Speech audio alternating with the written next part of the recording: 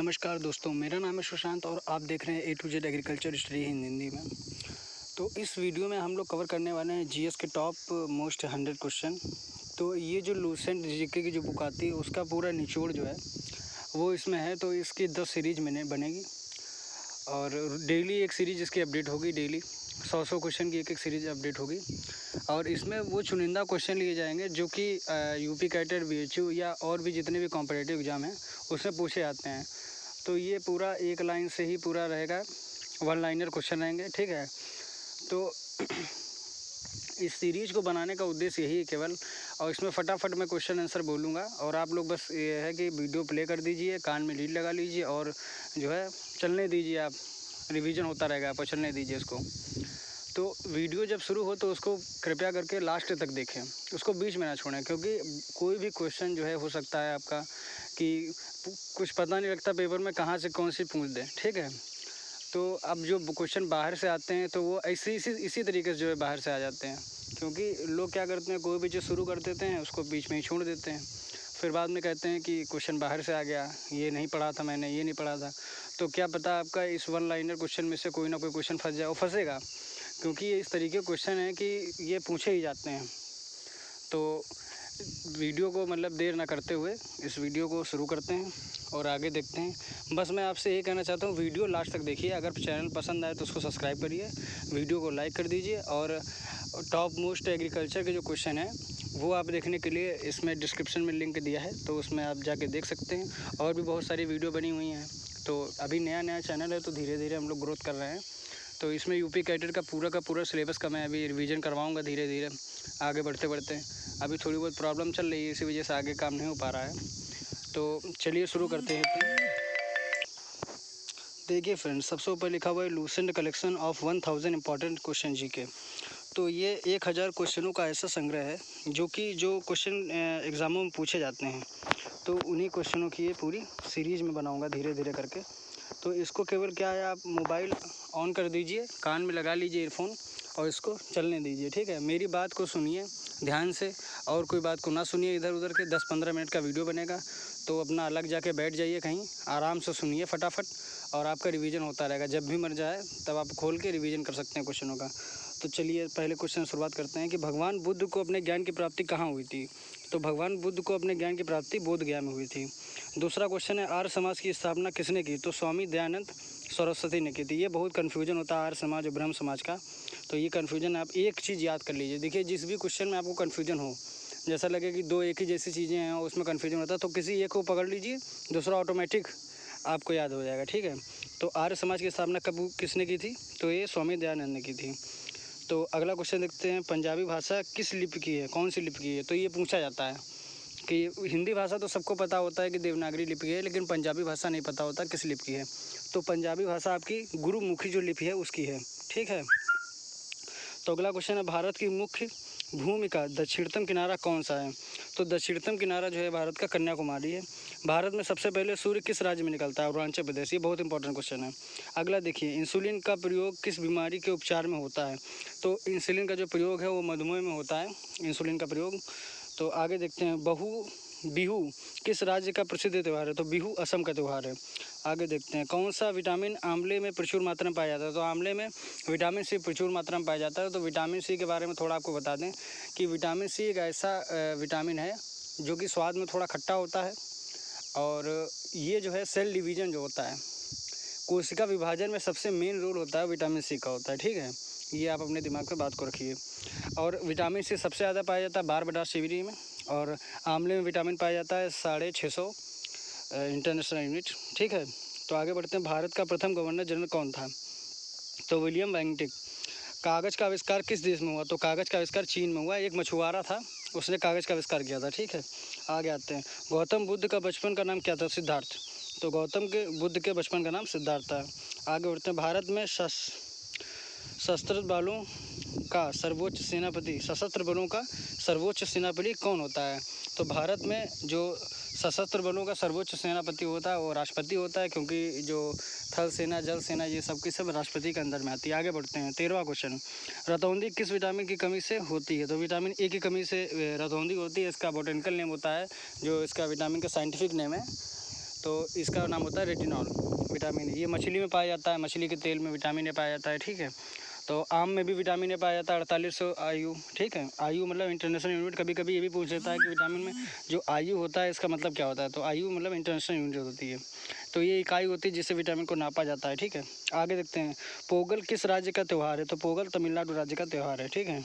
गिद्धा और भंगड़ा किस राज्य के लोक नृत्य हैं, तो भांगड़ा तो सबको पता है कि पंजाब का है। देखिए इसमें इंपॉर्टेंट चीज़ है गिद्धा, तो गिद्धा किस राज्य का लोक नृत्य है, तो ये पंजाब का, ठीक है। टेलीविज़न का आविष्कार किसने किया, जॉन लोगी बेयर ने किया। अगला क्वेश्चन, तो भारत की महिला शासिका कौन थी, भारत की पहली महिला शासिका तो रजिया सुल्तान थी, ठीक है। आगे देखिए, मछली किसकी सहायता से सांस लेती है, तो गलफलों की सहायता से मछली जो होती है वो सांस लेती है। आगे क्वेश्चन देखते हैं, इनकलाब जिंदाबाद का नारा किसने दिया, भगत सिंह ने दिया, ठीक है। और आगे आइए, जलियांवाला बाग हत्याकांड कब हुआ, कब व कहाँ हुआ, तो ये 1919 में, तो जी 20वां क्वेश्चन देखिए, जलियांवाला बाग हत्याकांड कब व कहाँ हुआ था, तो 1919 में अमृतसर में हुआ था। अगला क्वेश्चन देखिए, 1939 ईस्वी में कांग्रेस छोड़ने के बाद सुभाष चंद्र बोस ने किस दल की स्थापना की थी, तो ये फॉरवर्ड ब्लॉक की स्थापना की थी। ये बहुत क्वेश्चन पूछा जाता है कि फॉरवर्ड ब्लॉक की स्थापना किसने की, तो ये सुभाष चंद्र बोस ने की थी। और आगे देखिए 22वां क्वेश्चन, पंजाब केसरी किसे कहते हैं, लाला लाजपत राय। ये बहुत इंपॉर्टेंट क्वेश्चन है। और सैंडर्स की हत्या किसने की थी, तो ये भगत सिंह ने की थी। आगे देखिए, 1857 के विद्रोह में किसने अपना बलिदान सबसे पहले दिया, तो मंगल पांडे। ये इसीलिए मैं बता रहा हूँ, ये जितने भी क्वेश्चन होंगे, ये जितनी भी सीरीज़ बनेगी, इतनी इंपॉर्टेंट सीरीज़ है कि ये क्वेश्चन रखे ही रहते हैं, यही क्वेश्चन रहते हैं। आगे देखिए, क्वेश्चन नंबर 25, भारत की पहली महिला राज्यपाल कौन थी, सरोजिनी नायडू। माउंट एवरेस्ट पर 2 बार चढ़ने वाली भारत की पहली महिला कौन थी, तो ये संतोष यादव जी। आगे देखिए 27वां क्वेश्चन, ब्रह्म समाज की स्थापना किसके द्वारा की गई थी, तो राजा राम मोहन राय के द्वारा ब्रह्म समाज की स्थापना की गई थी, ठीक है। तो आर्य समाज की स्थापना किसने की थी, तो स्वामी दयानंद ने आर्य समाज की थी।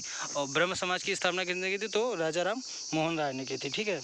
तो आगे 28 नंबर में आइए, स्वामी दयानंद सरस्वती का मूल नाम क्या था, तो ये मूल शंकर। देखिए ये मूल नाम क्या था, मूल शंकर, ये इससे आप याद रख सकते हैं, मूल नाम मूल शंकर हो गया, ठीक है। 29वां क्वेश्चन देखिए, वेदों की ओर लौटो किसने कहा था, तो दयानंद सरस्वती जी ने एक नारा दिया था कि लोग अपने जो वेदों हैं, वेद पुराण जो हैं पुराने, तो इनकी तरफ आप लौटिए, इनसे ध्यान अपना आगे मत ले जाइए, ये इनमें सच्चाइयाँ लिखी हुई हैं जो भी हैं, तो इसी में आप रहिए ना। ये तो आगे देखिए, ये है कि रामकृष्ण मिशन की स्थापना किसने की थी, तो स्वामी विवेकानंद ने रामकृष्ण मिशन की स्थापना की थी। अगले क्वेश्चन है, वास्को डी गामा भारत कब आया था, तो वास्को डी गामा 1498 ईस्वी में जो भारत में आया था, तो कालीकट बंदरगाह पर ये उतरा था, ठीक है। तो इसी ने ही वास्को डी गामा ने ही भारत की खोज की थी, और ये पुर्तगाल का वासी था, ठीक है। तो ये 3-4 पॉइंट आप जो ये वास्को डी गामा है उसके बारे में आप याद रखिए। आगे देखिए, हवा महल कहाँ पर स्थित है, तो हवा महल जयपुर में है, ठीक है। आगे देखिए, सिख धर्म का संस्थापक किस सिख गुरु को माना जाता है, तो सिख धर्म का जो संस्थापक है वो उन्हें गुरु नानक जी को सिख धर्म का संस्थापक कहते हैं। अगला देखिए, सिखों का प्रमुख त्यौहार कौन सा है, तो बैसाखी जो होता है वो जो सिख धर्म के लोग होते हैं उनका प्रमुख त्यौहार होता है। आगे देखिए 36वां क्वेश्चन, लौह पुरुष किस महापुरुष को कहा जाता है, तो सरदार वल्लभ भाई पटेल जो हैं उनको लौह पुरुष के नाम से जाना जाता है, और इनकी प्रतिमा बनवाई गई है, नरेंद्र मोदी जी ने बनवाई थी, ठीक है। तो एक एग्रीकल्चर यूनिवर्सिटी भी इन्हीं के नाम पे है, सरदार वल्लभ भाई पटेल कृषि एवं प्रौद्योगिकी विश्वविद्यालय मेरठ में, ठीक है। तो आगे देखिए 37वां क्वेश्चन, नेताजी किस महापुरुष को कहा जाता है, तो नेताजी सुभाष चंद्र बोस, सबको पता है। आगे देखिए, दिल्ली स्थित लाल बहादुर शास्त्री की समाधि का क्या नाम है, तो लाल बहादुर शास्त्री की जो समाधि है उसका नाम विजय घाट है, ठीक है। तो लाल बहादुर शास्त्री बहुत ही बढ़िया प्रधानमंत्री थे, ठीक है। आगे देखिए 39वां क्वेश्चन, महाभारत के रचयिता कौन थे, महर्षि वेदव्यास। 40वां क्वेश्चन, अर्थशास्त्र नामक पुस्तक किसने लिखी, तो चाणक्य या कौटिल्य ने जो अर्थशास्त्र नामक पुस्तक लिखी थी, तो ये किसके ऊपर है, ये राजनीति के ऊपर है, ठीक है। ये भी पूछा जाता है किसके ऊपर, राजनीति के ऊपर ये है पूरा, इसमें राजनीति का पूरा सार दिया गया है, कैसे क्या सब चीज़ें दी गई हैं, ठीक है। तो इसीलिए अमित शाह को जो है इनके चाणक्य की उपाधि दी गई, क्योंकि वो बहुत बढ़िया राजनीतिज्ञ हैं, ठीक है। आगे देखिए, जय जवान जय किसान का नारा किसने दिया था, तो ये लाल बहादुर शास्त्री जी ने जय जवान जय किसान का नारा दिया था। और 42वां क्वेश्चन, संविधान सभा का स्थायी सदस्य कौन था, तो डॉक्टर राजेंद्र प्रसाद संविधान सभा के स्थायी अध्यक्ष थे, ठीक है। आगे देखिए 43वां क्वेश्चन है कि संविधान सभा की प्रारूप समिति के अध्यक्ष कौन थे? तो प्रारूप समिति के जो सदस्य थे, अध्यक्ष जो थे, वो थे भीमराव अंबेडकर। ठीक है, आगे देखिए, विश्व रेड क्रॉस दिवस किस तारीख को मनाया जाता है? तो विश्व रेड क्रॉस दिवस जो है 8 मई को मनाया जाता है। तो 45वां क्वेश्चन देखिए, सूर्योदय का देश के नाम से कि कौन सा देश है? मतलब सूर्योदय का देश जो बोला जाता है वो किस देश को बोला जाता है? तो जापान जो है उसे सूर्योदय का देश बोला जाता है। ठीक है, तो आगे देखते हैं, अंतर्राष्ट्रीय महिला दिवस किस तिथि को मनाया जाता है? तो 8 मार्च को अंतर्राष्ट्रीय महिला दिवस मनाया जाता है। ठीक है, तो ये आप जितने दिवस हैं इसको ऐसे याद कर सकते हैं कि सेम तारीख वाले महीने के हिसाब से लिख के वैसे आप तैयार कर लीजिए। ठीक है, और आगे देखिए 47वां क्वेश्चन है, क्षेत्रफल की दृष्टि से भारत का सबसे छोटा राज्य कौन सा है? तो क्षेत्रफल की दृष्टि से भारत का सबसे छोटा राज्य गोवा है और सबसे बड़ा राज्य राजस्थान है। ठीक है, और जनसंख्या की दृष्टि में सबसे बड़ा जो राज्य है वो है उत्तर प्रदेश है। ठीक है, तो ये सारी 3-4 चीज़ें मोटी मोटी ये जान के रखिए, पूछ देते हैं। और आगे देखिए 48वां क्वेश्चन, ओणम किस राज्य का प्रसिद्ध त्यौहार है? तो ओणम जो है वो केरल राज्य का प्रमुख त्यौहार है। आगे देखिए दिल्ली भारत की राजधानी कब बनी? तो दिल्ली भारत की राजधानी 1911 में बनी है, और दिल्ली से पहले भारत की राजधानी क्या थी? वो कोलकाता थी। ठीक है, और उत्तर प्रदेश में इस समय राजधानी लखनऊ है। लखनऊ से पहले उत्तर प्रदेश की राजधानी इलाहाबाद थी, और इलाहाबाद से पहले उत्तर प्रदेश की राजधानी आगरा थी। ठीक है, तो ये थोड़ी बहुत चीज़ें जो है ये पता होनी चाहिए आपको, बहुत इंपॉर्टेंट चीज़ें हैं। आगे 50वां क्वेश्चन, सबसे चमकीला ग्रह कौन सा है? शुक्र। सबसे चमकीला ग्रह शुक्र है। 51वां क्वेश्चन, भारत का राष्ट्रीय पशु कौन सा है? बाघ। और आगे भारत का राष्ट्रीय पक्षी मोर है। तो जितना भी है इसको बहुत ही छोटे मोटे क्वेश्चन है, लेकिन कन्फ्यूजन भी सब में इन्हीं सब में पैदा होता है। भारत का राष्ट्रीय जलीय जीव कौन सा है? तो ये गंगा डॉल्फिन। आगे देखिए, भारत का राष्ट्रीय फल कौन सा है? आम। भारत का राष्ट्रीय फूल कौन सा है? कमल। भारत का राष्ट्रीय पेड़ कौन सा? बरगद। भारत का राष्ट्रीय खेल कौन सा? हॉकी। तो ये जो है भारत का राष्ट्रीय, ये सब चीज़ें याद होनी चाहिए आपको। ठीक है, और 58 जो क्वेश्चन है, भारत के राष्ट्रीय झंडे की लंबाई और चौड़ाई में अनुपात क्या होता है? ये बहुत पूछा जाता है क्वेश्चन की, ये सबसे मेन क्वेश्चन है, बहुत जगह रख देते हैं क्वेश्चन कि अनुपात क्या होता है। तो 3:2 में, तो लंबाई और चौड़ाई का अनुपात 3 और 2 है। तो इस क्वेश्चन को सही तरीके से पढ़ लिया आपने। इसमें लंबाई होगी 3 और चौड़ाई होगी 2। ठीक है, इस अनुपात में रहेगा। किसी में चौड़ाई और लंबाई पूछ लेते हैं, उल्टा भी कर देते हैं। ठीक है, तो इसको बहुत अच्छी तरीके से ध्यान से आप जो है इस क्वेश्चन को पढ़िए। ठीक है, अगला क्वेश्चन है कि भारत का राष्ट्रगान किसने लिखा था? तो भारत का राष्ट्रगान रविन्द्रनाथ टैगोर जी ने लिखा था। 60वां क्वेश्चन देखिए, भारत का राष्ट्रगीत कौन सा है? भारत का राष्ट्रगीत है वंदे मातरम। भारत का राष्ट्रगीत किसने लिखा है? तो बंकिम चंद्र चटर्जी ने भारत का राष्ट्रगीत लिखा है। ठीक है, तो आगे बढ़ते हैं।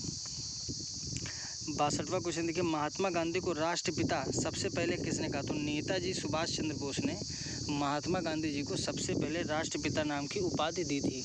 तो ये आप याद रखिएगा किसने दी थी, ये भी पूछ लिया जाता है। ठीक है, और 63वां क्वेश्चन, भारत का राष्ट्रीय पंचांग कौन सा है? तो शक संवत जो है, जो शक संवत नाम का जो कैलेंडर चलता है वो जो है भारत का राष्ट्रीय पंचांग है। शक संवत, विक्रम संवत, ये सब संवत के हिसाब से जो है ये बनाए गए हैं कैलेंडर। आगे देखिए 64 क्वेश्चन है, राष्ट्रगान गाने की अवधि कितनी है? 52 सेकंड है। ये तो सबको पता ही होना चाहिए, जो राष्ट्र के जितने भी है, राष्ट्रीय झंडा और राष्ट्रीय, तो ये सबको पता होना चाहिए, कोई नई चीज़ नहीं है, कोई बहुत बड़ी चीज़ नहीं है ना। आगे देखते हैं, रेडियो एक्टिविटा की खोज किसने की थी? रेडियो एक्टिविटा की खोज हेनरी बेकुरल ने की थी। और आगे देखते हैं, पेस मेकर का संबंध शरीर के किस अंग से होता है? तो पेस मेकर वो होता है हृदय की गति जो है देखता है इसको, तो पेस मेकर होता है। आगे देख 67, मानव शरीर किस ग्रंथि को मास्टर ग्रंथि कहा जाता है? तो पीयूष ग्रंथि जो होती है मानव शरीर के अंदर, उसको मास्टर ग्रंथि के नाम से जाना जाता है। 68 क्वेश्चन देखिए, कार्बन के सर्वाधिक शुद्ध रूप कौन सा है?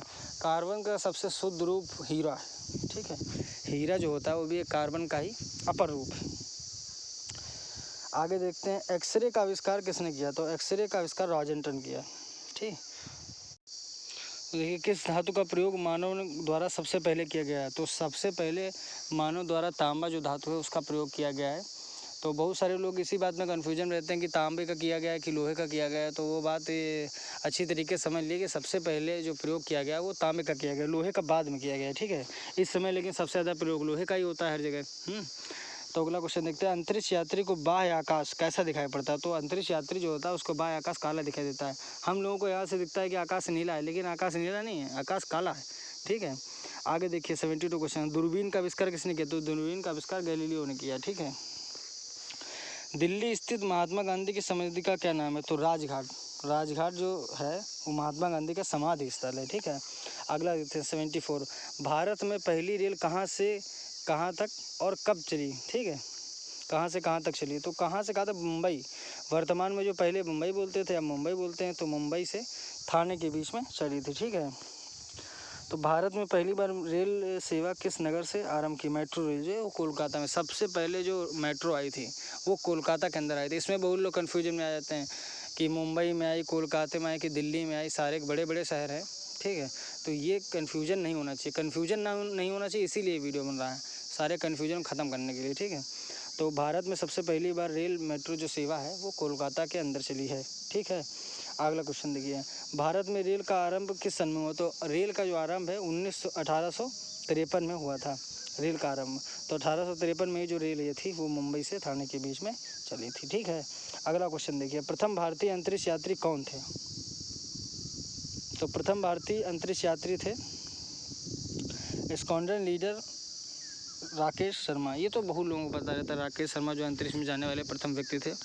तो ये कब गए थे ये भी आप देख लीजिए, 1984 में गए थे। वैसे इतना डीपली नहीं पूछा था कब गए थे, यही पूछा था कौन गए थे।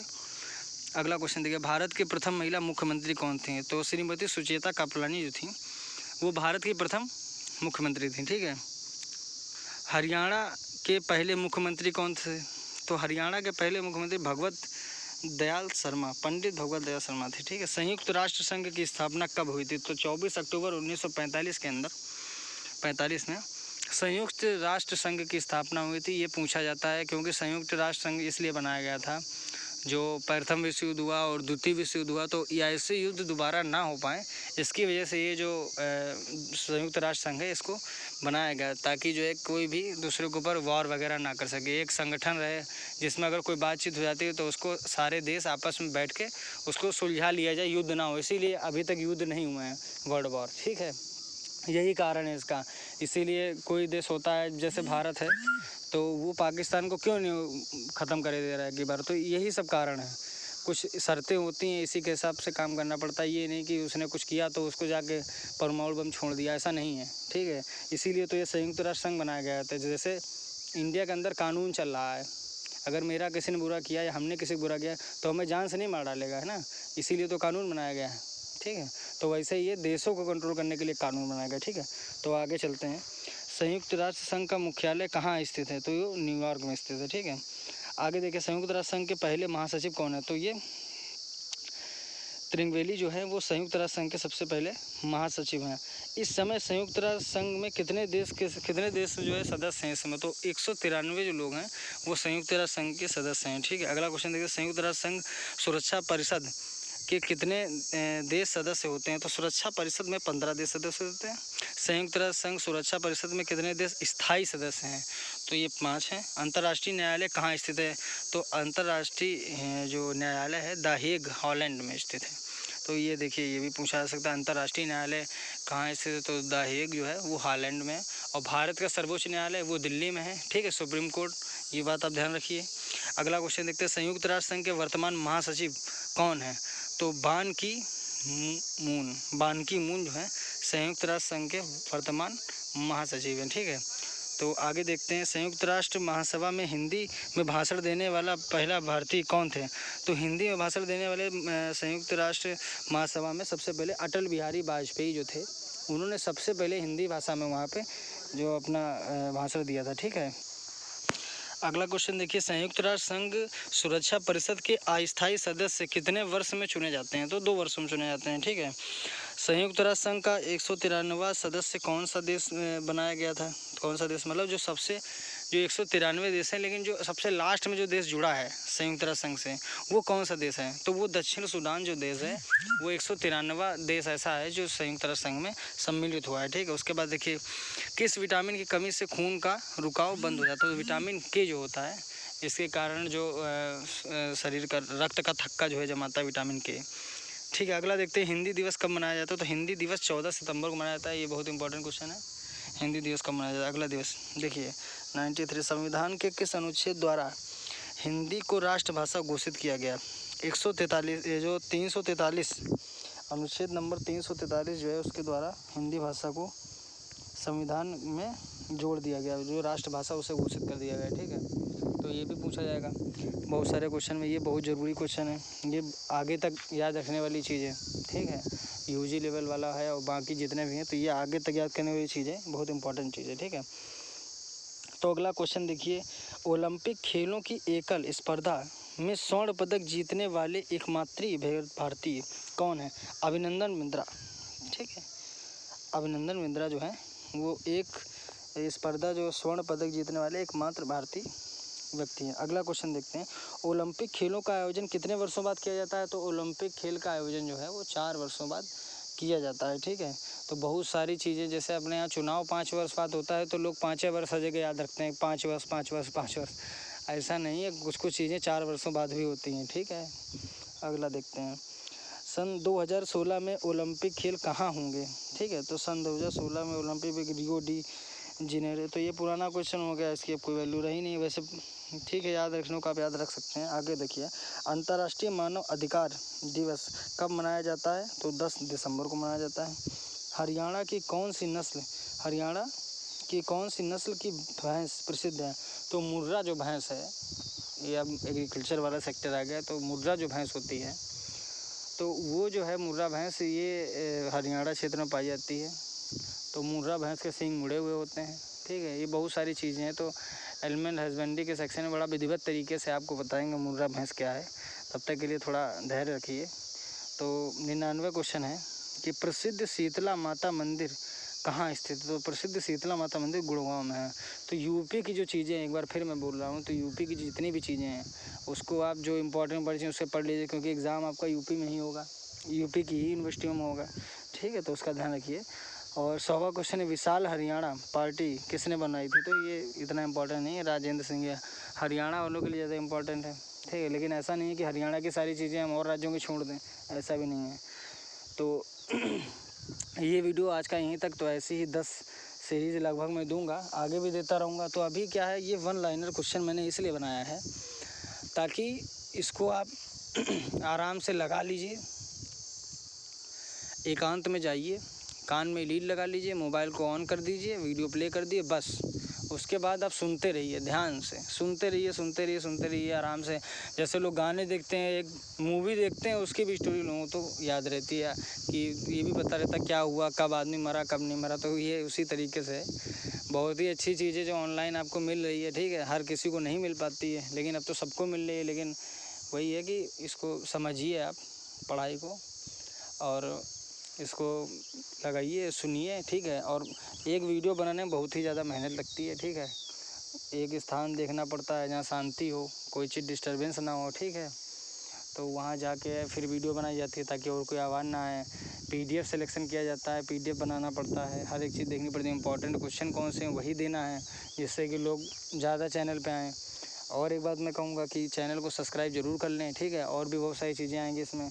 तो अभी स्टार्ट हुआ है चैनल, तो इसको जितनी जल्दी हो सके उतनी जल्दी आप जो है सब्सक्राइब करेंगे तो चैनल बढ़ेगा, चैनल भी बढ़ना चाहिए, है ना। तो कहने का मतलब यही है कि वीडियो को अंत तक ज़रूर देखिए। तो इसमें बहुत सारी चीज़ें, ऐसा नहीं है कि जो क्वेश्चन लिखा है वही केवल पता चलेगा, उससे जुड़ी 4-5 चीज़ें और पता चल जाती हैं। तो ऐसा भी नहीं है कि मतलब हम 4-4 ऑप्शन बना के दें, उसके बाद घंटा भर उसमें लगा, ऐसा कुछ नहीं है। 100 क्वेश्चन ख़त्म करने में मुश्किल से 20-22 मिनट लगे हैं। तो थोड़ा वीडियो लंबा नहीं, मैं कहूँगा लंबा नहीं हुआ है, 100 क्वेश्चन है यार, तो बोलने में भी थोड़ा टाइम जाता है। तो फटाफट मैंने बोला है, कैसा नहीं कि रुका हूँ। तो इस वीडियो को लाइक करिए, चैनल को सब्सक्राइब कर दीजिए और शेयर कर दीजिए। जितने भी लोग हैं किसी भी एग्ज़ाम की तैयारी कर रहे हों उनको शेयर कर दीजिए। तो ये पहला सीरीज़ है जीके का।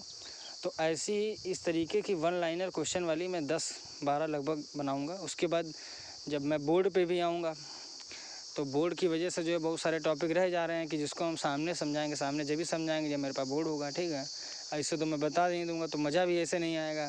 जब तक फेस टू फेस बात ना हो तब तक मज़ा थोड़ी ना आता है। ऐसे क्या है, ऐसे तो बस ऐसे यही क्वेश्चन बता पाऊँगा मैं।